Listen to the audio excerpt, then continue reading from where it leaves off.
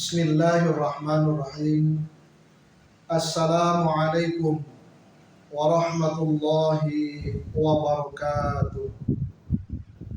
Hamdan wa syukran lillah, salatan wa salaman ala rasulillah wa ala alihi wa ashabihi wa mawala, amma ba'du. Para pemirsa yang dirahmati oleh Allah Subhanahu wa ta'ala, manusia adalah makhluk yang lemah. Karena makhluk yang lemah, tentunya manusia membutuhkan bantuan, memerlukan pertolongan. Dan sebaik-baik pertolongan adalah memohon pertolongan kepada Allah Subhanahu wa ta'ala. Dalam Al-Quran, surah Al-Baqarah ayat 46, Allah Subhanahu wa ta'ala berfirman, A'udzu billahi minasy syaithanir rajim. Wasta'inu bis-sabri was-shalah wa innaha lakabiratun illa 'alal khashi'in. Dan memohon pertolonganlah kalian semua dengan sabar dan salat. Dan sesungguhnya salat itu merupakan hal yang berat kecuali bagi orang-orang yang khusyuk.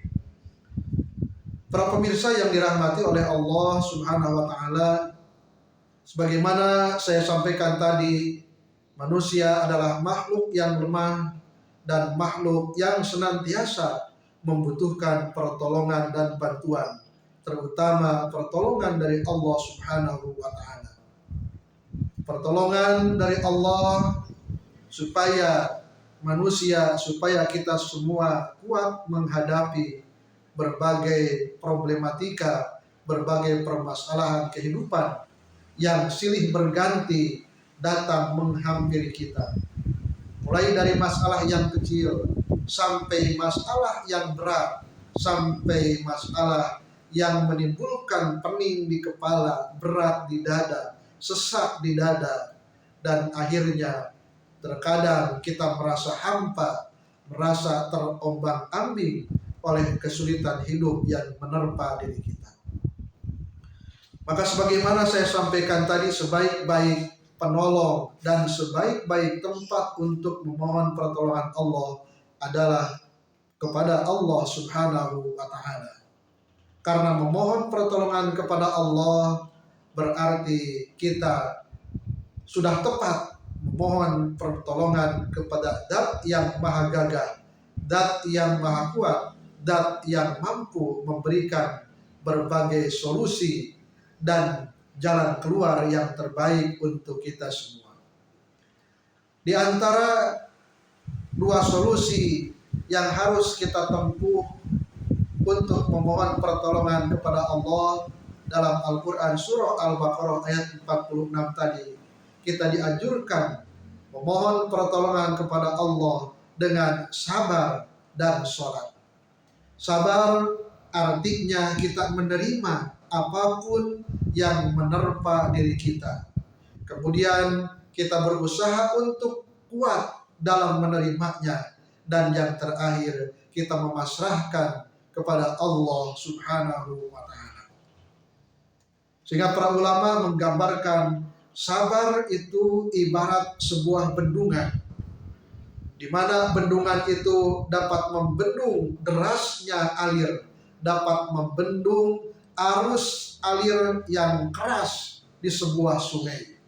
Maka ketika bendungan itu kokoh dan air tersebut dapat dibendung, maka airnya akan bermanfaat untuk mengaliri sawah, perairan di sawah dan ladang. Tetapi ketika bendungannya jebol, bendungannya ambrol, maka air yang tadinya bermanfaat menjadi malapetaka bagi masyarakat di lingkungan sekitar sungai tersebut.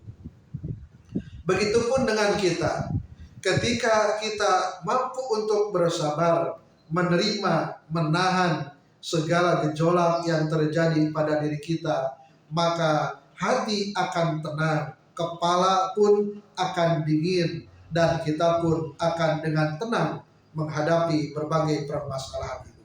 Tapi coba bayangkan kalau kita tidak kuat, tidak mampu untuk menahan gejolak yang terjadi, permasalahan-permasalahan yang menerpa diri kita, maka pikiran kalut, hati emosi, tubuh bergetar, sehingga kadang-kadang kita tidak mampu untuk berpikir secara jernih.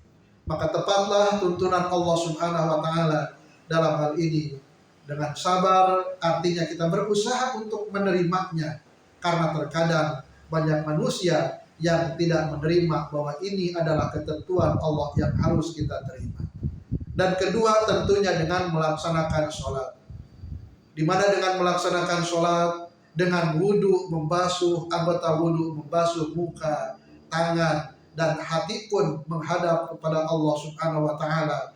Kemudian kita bersujud kepada Allah, merendahkan diri kita kepada Allah. Setelah itu kita berdoa memohon petunjuk kepada Allah Subhanahu wa Ta'ala. Maka minimal hati akan menjadi tenang dan solusi pun akan diberikan oleh Allah Subhanahu wa Ta'ala. Lantas bagaimana? Ada yang mengatakan saya sudah berusaha sabar, saya sudah melaksanakan sholat, tetapi hati belum tenang, pikiran masih kalut. Tentunya hal ini kita harus yakin dan harus ikhlas mengamalkannya, melaksanakannya, dan terus kita laksanakan sholat. Karena tidak cukup 1 kali, 2 kali, tetapi harus dilatih berulang-ulang, yang insya Allah dengan terlatih maka kita akan menjadi latah, dan ketika sudah latah akan menjadi lillahi ta'ala. Kita akan berusaha terus untuk menerima kenyataan hidup dan memasrahkan diri kepada Allah Subhanahu wa Ta'ala. Demikian yang dapat saya sampaikan.